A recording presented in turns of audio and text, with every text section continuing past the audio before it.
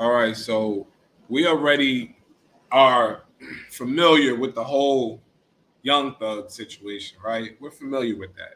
We're familiar with it, right?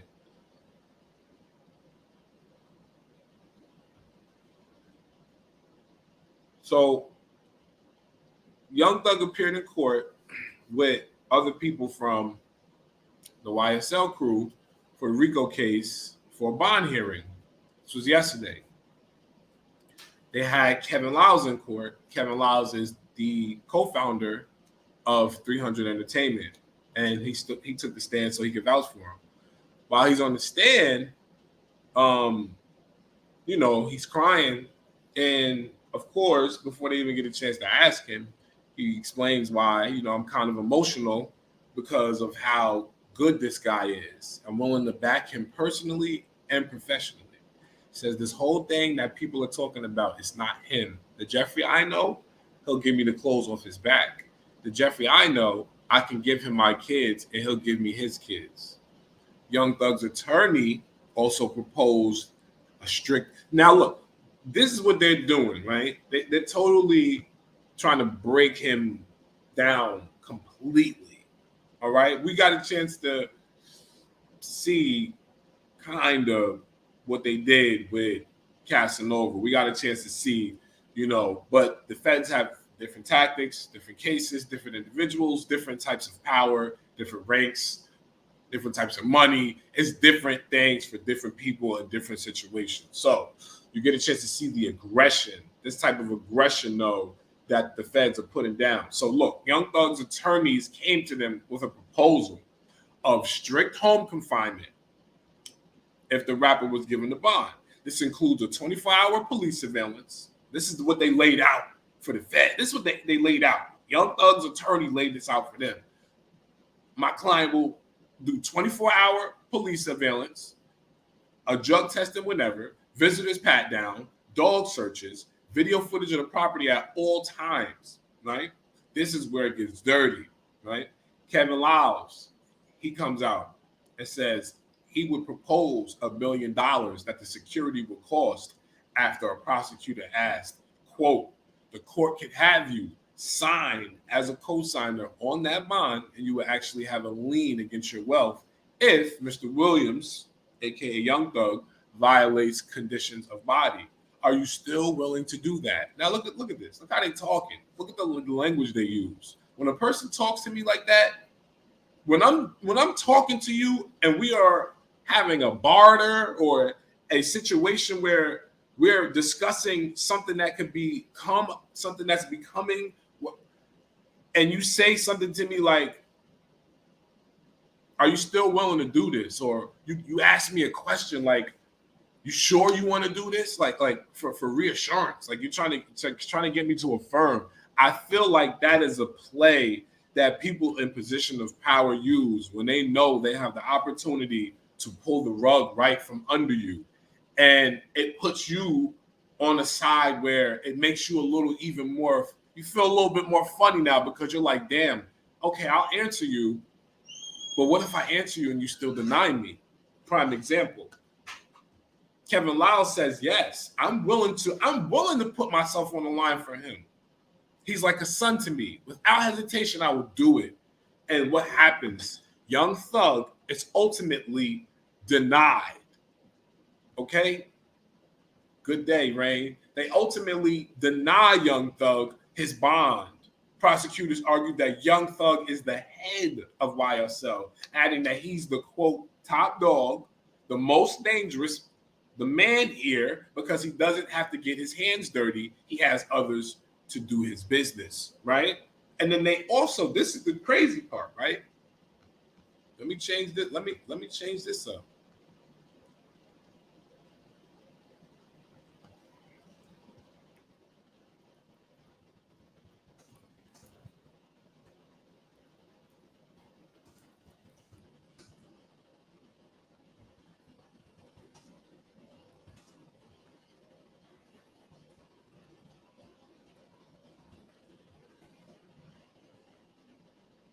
Yeah, because this is what it is right here. The prosecutors saying that they got statements from YSL members. That's the crazy part. But this is what the prosecutor. What's crazy is what they're saying. Not only that they have statements, it's what they're saying that's within the statements that sounds very damaging. So let me give me a second. This is bugged out. I hope this is not the case, but usually they're not trying to use that as a tactic for anyone to break, because they know that's not gonna work. You know, the feds usually they're not trying to play you out with like something like this. This is a minute tactic, because they know that's nothing.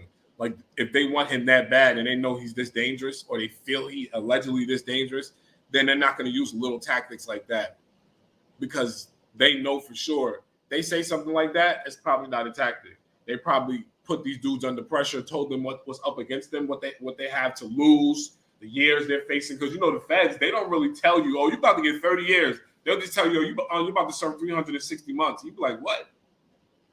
You'd be like, what's that? Now you run Not everybody was good at math, so you know people are running around. What's that? I got 300, nigga. You got 30 times 12. You got 30 years. Okay, it's 12 months in the year. You got 30 years. When you hear numbers like that, you be like, well, why are they doing that? And that's another thing the feds will do to you and have you all confused. When they talk numbers to you like that, you are about to get 180 months. Now you're like, hold on, 12 times. Now you're trying to figure it out. What do I have? Why would they do that? What are they giving me? It's quiet. You understand? Like, that's it. 15 years. Like, nobody wants to deal with this. But if you're looking at it, they're telling him,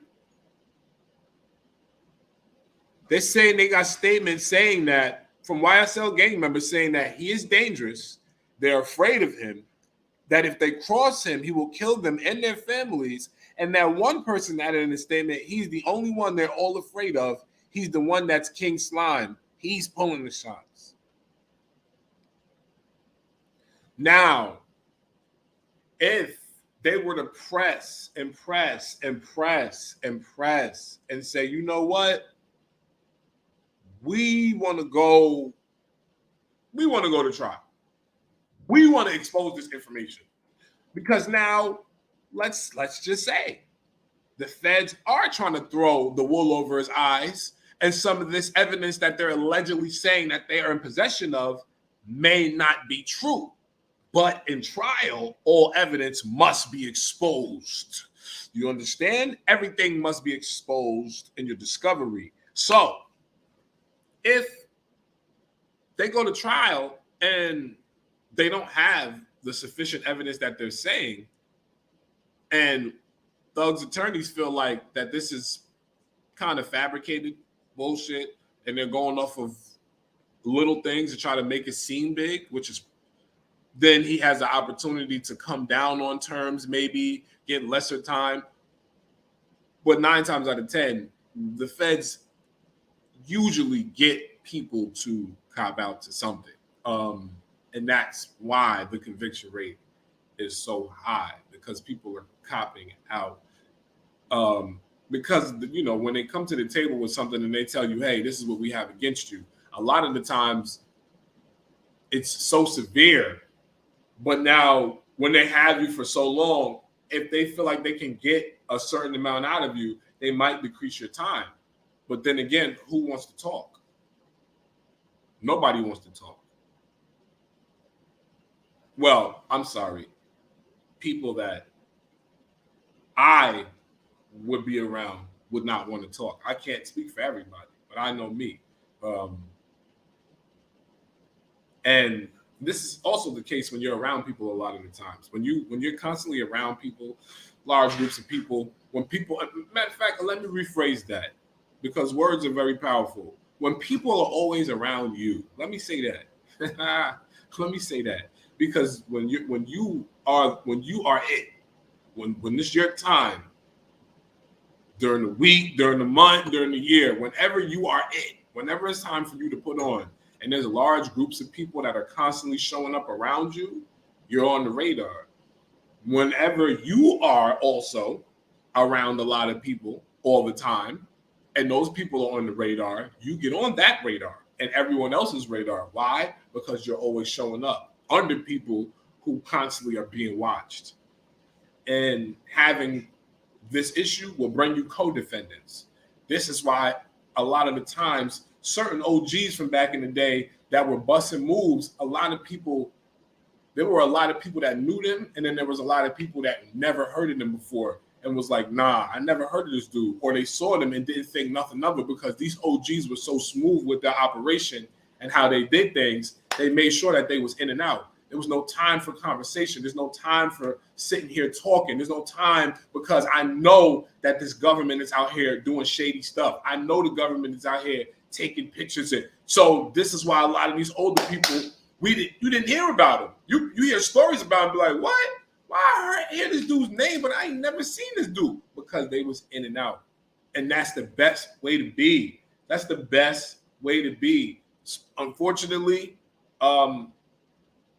as much as I would love for people to learn from these situations, unfortunately, I want people to learn, but unfortunately, we are going to have others who are going to go through this because it seems like they're on a roll right now with grabbing people up. And it's not like, every single year pretty much we can pinpoint sometime the feds was like, okay, it's time for us to get somebody, or some people.